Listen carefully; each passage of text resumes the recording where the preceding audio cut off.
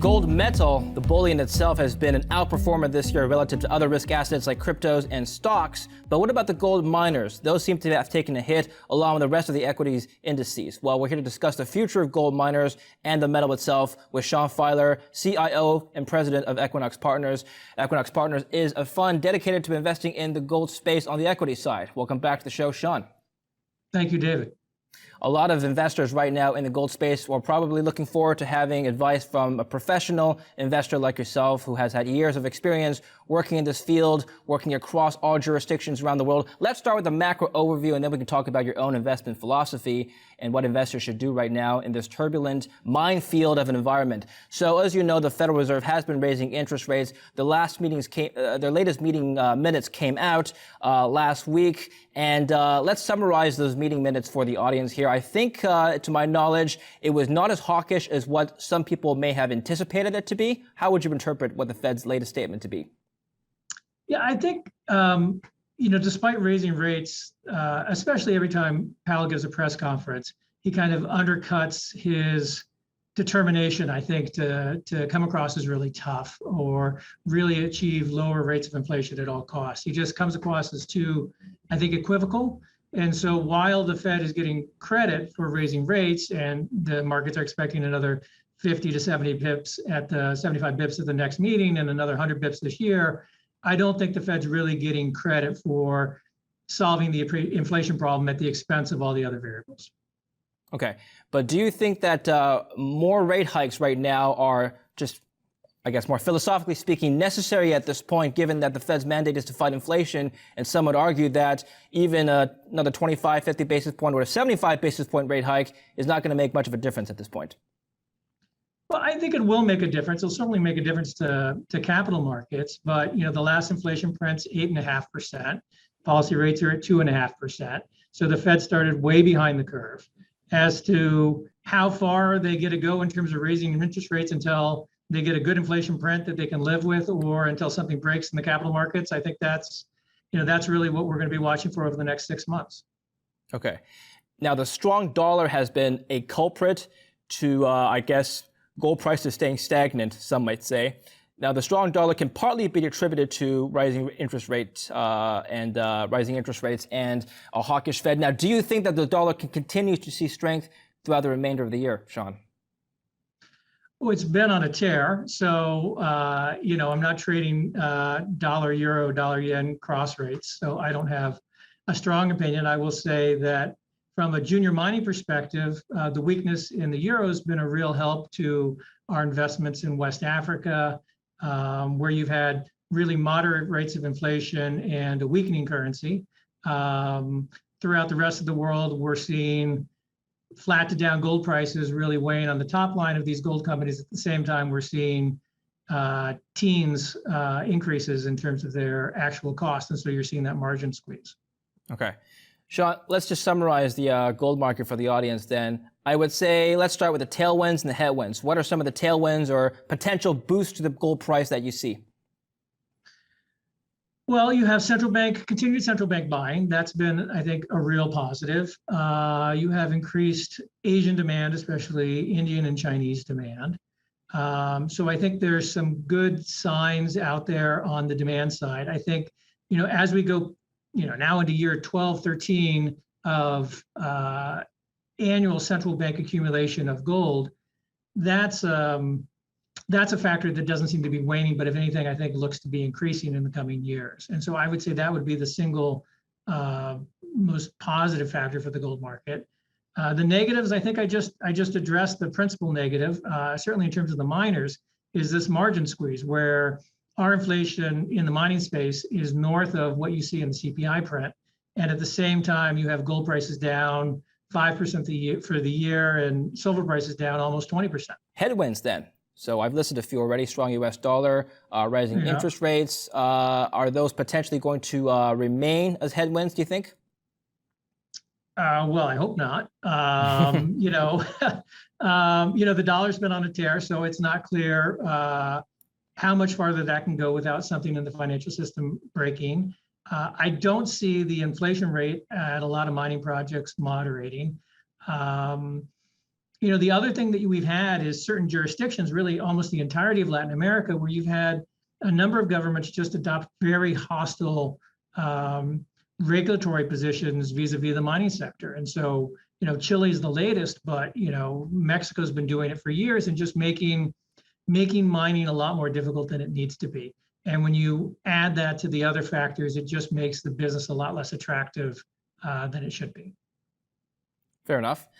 Let's talk about inflation a little bit more. So, as you know, the highest inflation rate in the last 40 years. Some would say that this is the start to even higher inflation rates. Some might also argue that this is already the peak, as we've seen the latest CPI print came down from 9.1%, which was the earlier highest reading.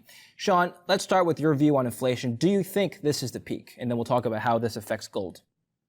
So short term, this may very well be the peak. The problem is, like the 1970s, just because you get a couple of good prints doesn't mean that you've really put the inflation genie back in the bottle. And so I think we could very well have a situation where we're able to get, a mid-single digit CPI print, but that doesn't guarantee that we're going back to 2% long-term inflation rates. I think 2% long-term inflation rates are just unlikely, and I don't think capital markets have really fully internalized that shift that we've made from decades of benign inflation to what is likely to be a prolonged period of time with unattractively high rates of inflation.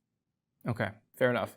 Now, Sean, inflation, has that affected the junior mining space at all? Has that impacted their costs?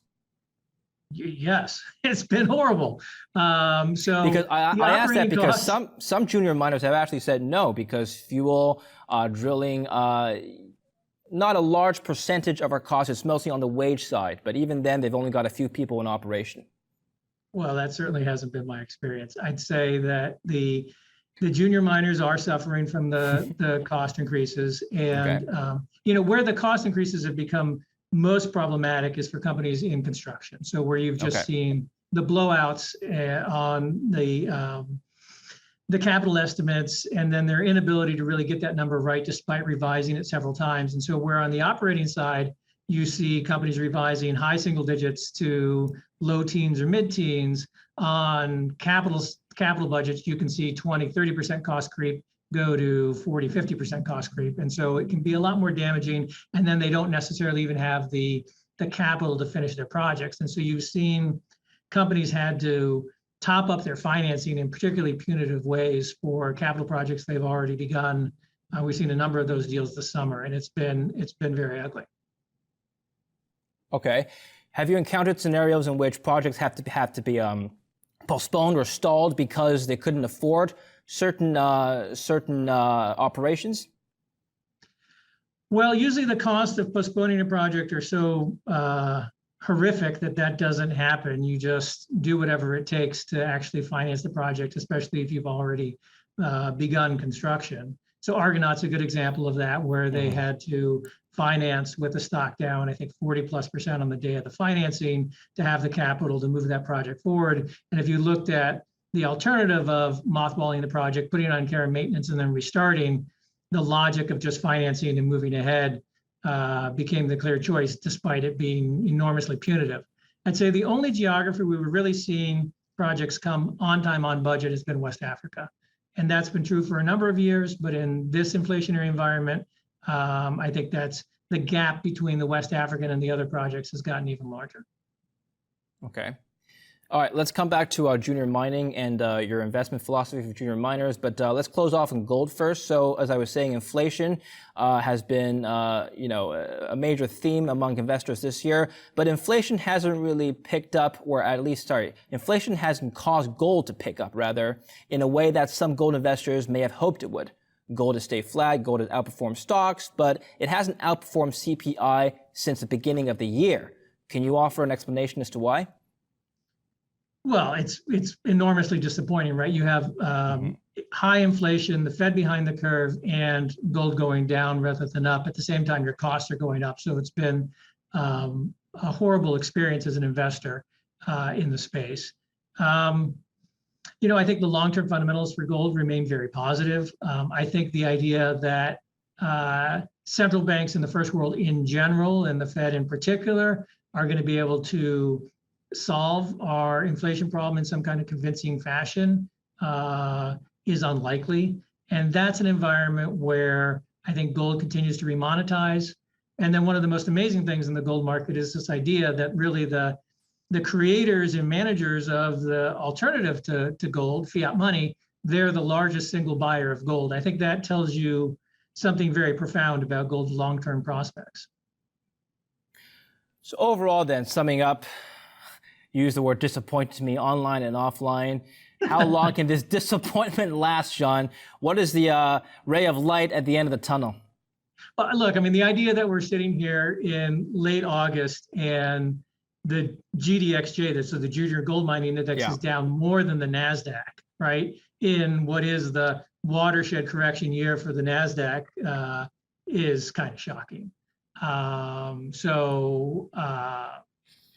Yeah, that seems to me to be out of line with underlying fundamentals. I think from a stock picker's perspective, it's an opportunity. But even if you're outperforming, for the first 7-8 months of 2022 in the gold mining space, you're probably still not making money. So it's been a very tough environment. Okay. All right, let's talk about the junior miners now. The GDXJ, the index that you were just talking about, the VanEck Junior Gold Miners ETF, was down tremendously since the beginning of the year. Interestingly, Sean, it has followed more or less the equity indices, like you mentioned the NASDAQ as one example, more so than it has followed the gold price. In other words, if you assume that a miner were to be tracking gold, it should stay flat, but that's not the case, right? What happened this year? Well, so you have this combination of horrible factors, which is, rising costs and declining top line. So, if you're looking at a mine life of 8 or 10 years and you run those trend lines out, right, the future value of cash flow that you're getting is less than what you're getting this year because you're discounting those cash flows back. But then those future values of cash flows that you're getting are also declining in nominal terms because your gold price is going flat to down and your costs are going up.